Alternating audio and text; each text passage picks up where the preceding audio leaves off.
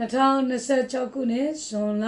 21ရက်နေ့အင်္ဂါသားသမီးများအတွက်တနေ့တာဟောစတန်ဖြစ်ပါတယ်အင်္ဂါသားသမီးများအတွက်ဒီနေ့မှာအလုံးမှာစိတ်ရှုပ်စရာစိတ်ညစ်စရာစိတ်တွေတအားမွန်းချက်စရာများနဲ့ကြုံရတဲ့ငွေရေးကြေးနဲ့ပတ်သက်ဆက်နွယ်တဲ့ကိစ္စတွေနေရာထိုင်ခင်းများနဲ့ပတ်သက်ပြီးတော့လည်းဒီနေ့မှာကစိတ်ရှည်တီးခတ်နာကပို့ပြီးတော့အဆင်ပြေတယ်နော်မြေကိစ္စအမွေကိစ္စဖုံးအတဲတီဖနက်လျှက်စနဲ့ပတ်သက်တဲ့ကိစ္စရတဲ့မှာတော့အဆင်ပြေအောင်မြင်မယ်နော်အချီရေးမှာလည်းအထင်အမြင်လွဲမဆရာများနဲ့ကြုံရတတ်ပြီးတော့အင်္ဂါသားသမီးများအတွက်အိမ်တော်ရေးမှာတော့ဒီနေ့မှာအေဂျင့်တာယာပြီးတော့အဆင်ပြေအောင်မြင်တယ်နော်ကျမ်းမာရေးအနေနဲ့တတိထားနော်စီပူလောင်နဲ့မီးပူလောင်နဲ့အပူလောင်နဲ့ဝေဒနာမျိုးတွေခံစားရတဲ့